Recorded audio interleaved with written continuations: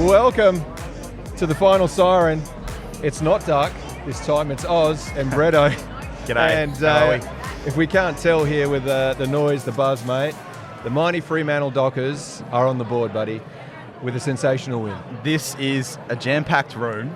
Yep. It's very exciting to have everybody down here, friends, family. I think half the room is Matthew Johnson's mates. Yeah, the whole suburb's turned out. Correct. Yeah. It's great to have the room filled again after a 41-point win in RAC Derby. What a night. Huge, 16-12, 108 to the West Coast, 9-13, 67. A lot of storylines through this one, and certainly what a week a difference can make in terms of a football result, my friend. And all it takes these days, apparently, is a barbecue. What was in that meat?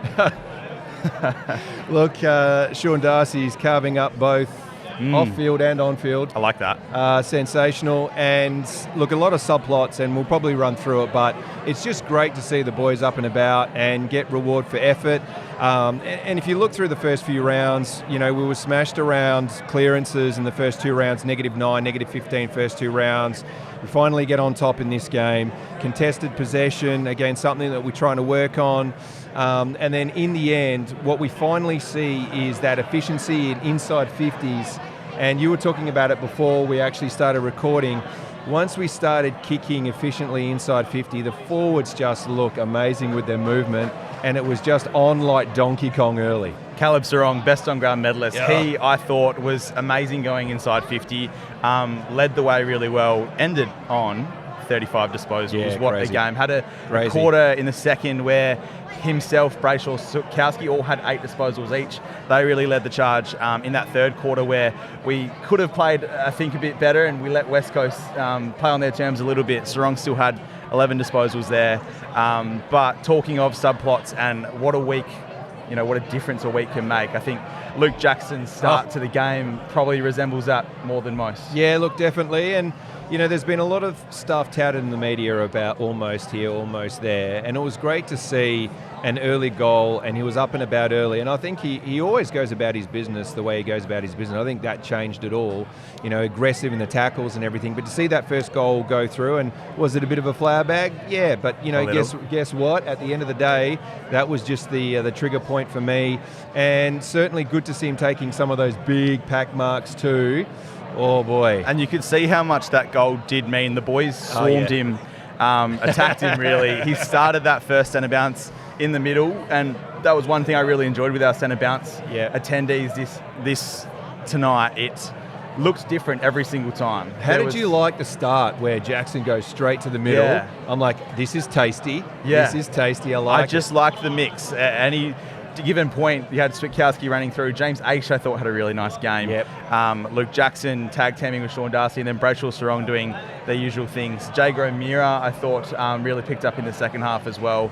I just liked the dynamic mix, and Justin Longmuir spoke about that earlier in the week, that we would shake things a bit up. It wouldn't just be the same things, and we did see the Will Brodie omission at team selection. So it'll be interesting to see how the midfield mix looks going forward, but I really enjoyed the collective there today. Yeah, look, definitely. And the breakdown of quarters is quite interesting. Obviously, a very first quarter, 24-26 West Coast, and Aish had a great first quarter, like just an 8 disposal quarter, drove by leg, but was just crucial in the middle as well. And it seems like if J-Lo needs someone in the middle, Aish goes there. He's playing very well. Mr. Fix-It. Yeah, absolutely. The second quarter is where we look to bust it open there, 35 points to 11 versus the West Coast there. So we get up. So we're 59-39 at halftime, looking good. And then the third quarter comes along, and I can tell you that I was sitting there by myself because the great man, and shout out to the great man who's not with us today, but he will be back better than ever next week. Fair to say that I was feeling it. I'm like, is this one of those Dockery moments? Is this gonna happen? Reverse Dockery with pretty much everyone, including probably all of the assistant coaches, you know, injured, and the West Coast bench. I'm surprised that Simo didn't injure himself, but then West Coast just rallied in that third quarter, and they just put on a 22-9 point third quarter, which was heroic, to be fair to them.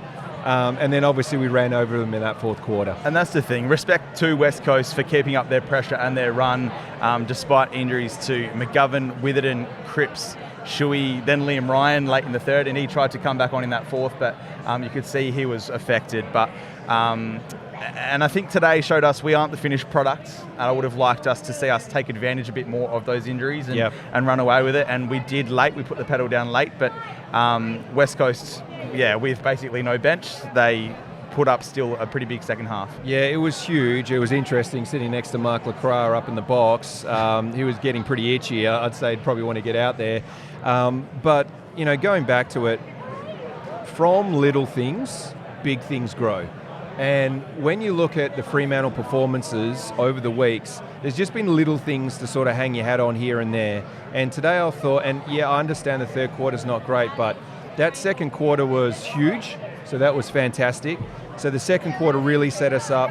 And that third quarter, when West Coast really put it to us, J-Lo at three-quarter time is probably the most animated I've seen him in a huddle, to be fair. And he had his back to us, but the way he was waving his arms with intent, I would dare say there was a hairspray going on there, just because it was almost like there was an expectation that perhaps we were going to win that game, as opposed to continue what we were driving in that second quarter. Is that the vibe that you got? We noticed that up in the media box too. He was quite animated and clearly wanted his boys to lift, and I felt wanted his boys to take advantage of that injury crisis that was going on at West Coast, that was our opportunity and we weren't taking it at that particular time. So, great to see JL animated as he was.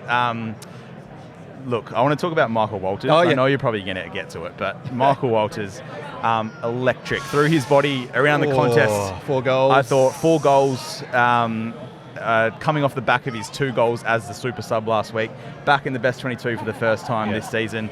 And look, when he kicks a goal and just gets like that celebration to the crowd, he drops the Midland M, it just excites me. He was everywhere today. Yeah, elites. And I think certainly if we had the full Michael Walters last week, what could have been. But certainly the class on display again today, and you just cannot underestimate how important Michael Walters is for this football team and for the club. And watching what he does off the ball is very impressive. And I'm not sure if you get to see that. If you're not at the ground, you don't get to see that off camera, but he does a ton of body work, not just for himself, but to free up other forwards. There's been a couple of times where you see Jai get the ball out, lace out, and so forth, and he's behind the scenes doing some body work. And just to quickly jump backwards and talk about Schulte. Schulte was doing exactly the same thing. Some great body work off the ball. I thought Switkowski was bloody amazing. You probably have to edit that out. But Switkowski was fantastic. We can cop a bloody. That's fine. Okay, good. Like super smart, and just reminds me of Sonny with his IQ. There's 2 players with high IQ, those 2 boys, and when they've got ball in hand, look out, it's X Factor City. And Sonny, on those 2 goals in the first term, he contributed to what was the highest opening term score in Derby history. Our best start, obviously, of the season so far. We really set the tone early. And you're right, Sam Switkowski, when he runs through the middle in particular, he just gives it that different look. And I think it's really exciting, the growth and the development he's had in his game from that small forward only role to what the tank that he's been able to build and the dynamic nature he's able to introduce to that midfield. And look, poise as well. And one of the things that stands out for me, first game of Matty Johnson comes on, and I know personally I've been advocating for the big man to come in. I know he's very young, he's biding his time. People say Mundy 2.0. I still remember watching him at under 18 state level versus South Australia down at Lathlane Oval. Shout out Quarters, how you going? And Doogs as well. And I remember sitting there and watching basically 3 passages of play that I saw again today that just typify Matty Johnson, and that's clean at feet level, so at ground level, clean hands, the ability to handball. Great. We're just actually talking about you, mate, so you'll be coming on soon. Good timing. We're just talking about you, mate. Great timing. Here is our debutant of the evening, Matty Johnson. Pick up that mic there. Can we just chat about that? How did that feel for you? Yeah, it's probably the most insane feeling I've ever had, just running onto the ground and being a part of that win. So, yeah, I feel super lucky to have the opportunity to play in the Derby. I was just saying before, mate, that a long time ago in a place called Wen, I sat with Dukes up in the under-18s game versus South Australia watching you play, and I saw 3 passages of play where you were super clean at ground level, quick hands and steady by foot, and I saw exactly the same thing today. And I know I've been talking to Dukes about when's this guy coming in. Great to see that you had the opportunity to come on today, get your first kick obviously, clean hands. How did it feel out there with the atmosphere of a big derby? Yeah, I think I was sort of thrown in the deep end a little bit with the debut. Obviously, packed house at Optus, so. But the coaching staff just reinforced to me, just played to my strengths and backed myself in, and the boys are really good at supporting me through that as well. So I had full confidence to just go out there and play my way. Nice. You set up Andy Brayshaw's goal as well, show some great composure there as well. The crowd, can you talk about that? I'm sure 56,090 in the house. Sure, that's the biggest crowd you played in front of? Yeah, definitely. I thought playing down at South Freo Oval was pretty loud, and I played a few minutes there, but then coming out onto Optus was next level. But yeah, obviously we're super lucky at Freo to have a massive support base, and the Freo fans are unreal. It's interesting you say the big fans down there as well, and shout out to Billy Quartermain, your juniors coach who I work with, and he said, look, I'm getting tickets just for this game, and he said, look, in the big moments, you stand up, and you've got this uncanny ability just to be you in big moments. Did you feel like pretty calm and composed out there, given obviously it's a big derby, but it just seemed like you took it on just naturally and you didn't seem phased at all out there?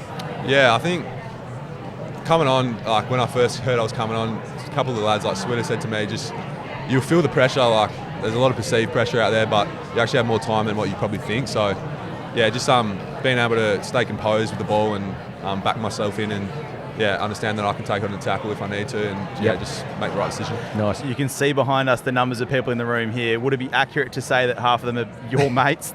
We saw them stream in just before we started recording. Tell us who you've got here.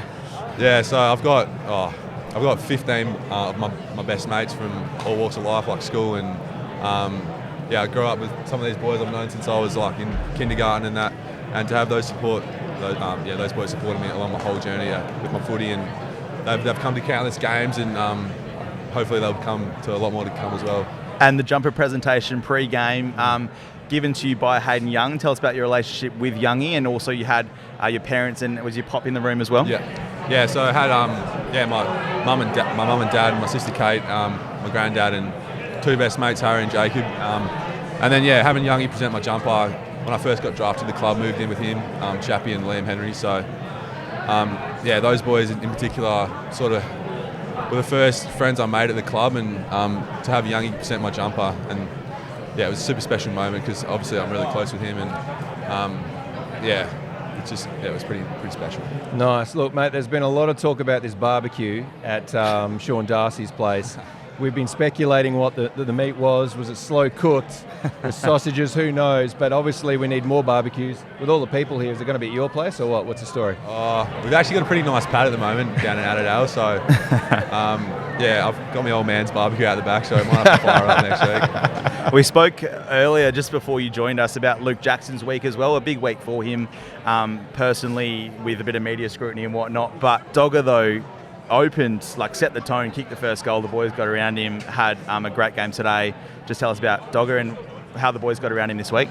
Yeah, I think Dogger probably copped a bit of media scrutiny during the week, and I think the boys got around him, and we've seen over the pre-season how he's attacked his training, and we had full confidence that he'd be able to come out and perform, and we saw it today, just a glimpse of what he's capable of. He's super talented, and he's putting in the work, and I'm sure for the rest of the year he'll keep performing.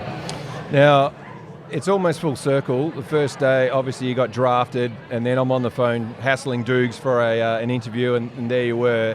And here you are on your debut, which is great. There's obviously been a lot of water passing under the bridge in terms of when you were drafted now. And it was some great footage from the Freo media team about your journey and how you've had to work exceptionally hard because of the depth in the midfield.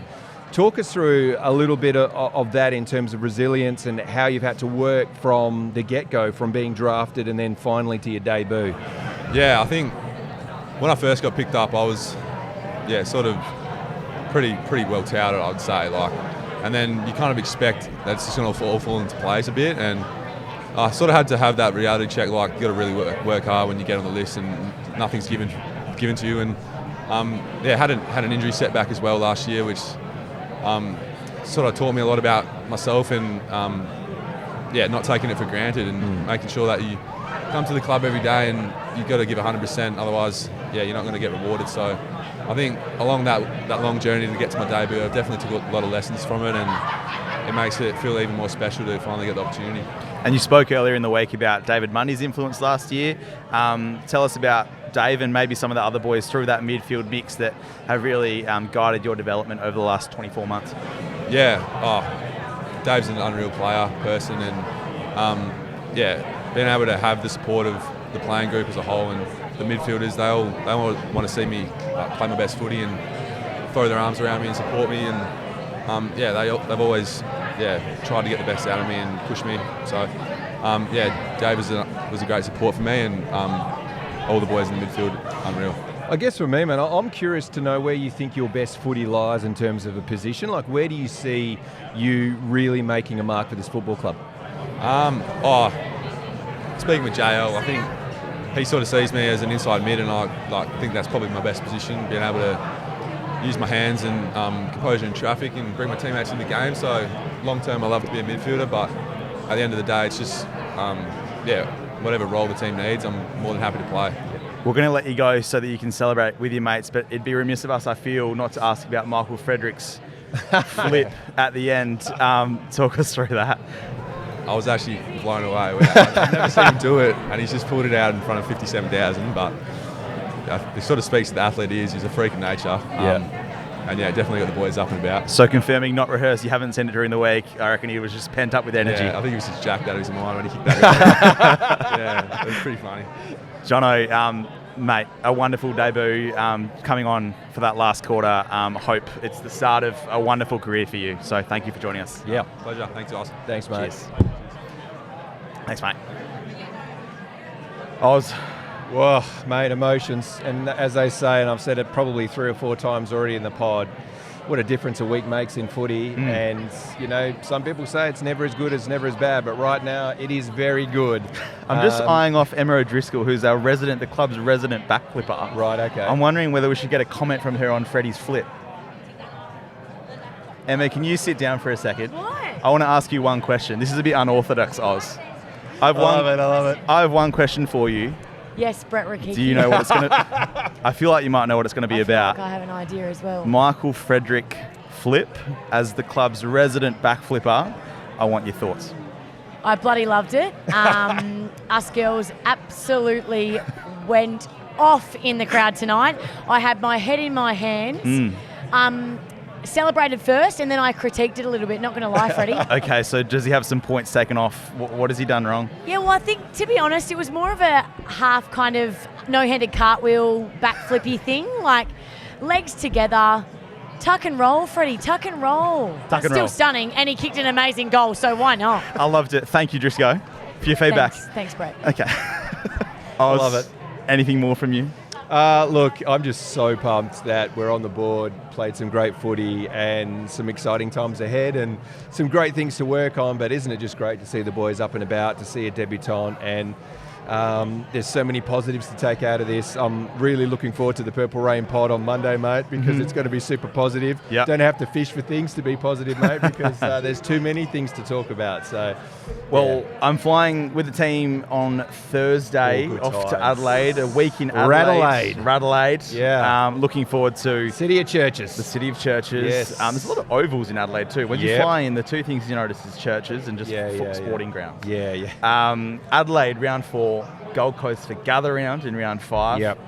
So hopefully a chance to get 2 on the bounce over in Radelaide. You never know, mate. We could come back with 3 on the board. I love that. Yep. I like your thinking. Yeah. Well, ladies and gentlemen, thank you for watching, and hopefully the next time we're here, we're another win, and we'll see how we go. And shout out to the big man, and hopefully he's back ready to roll. Probably take my position because he's certainly more experienced at doing it. But thank you very much, Bretto, for sitting in. You're an absolute legend and saving my bacon in the meantime. No worries. Go Freo. Go Freo.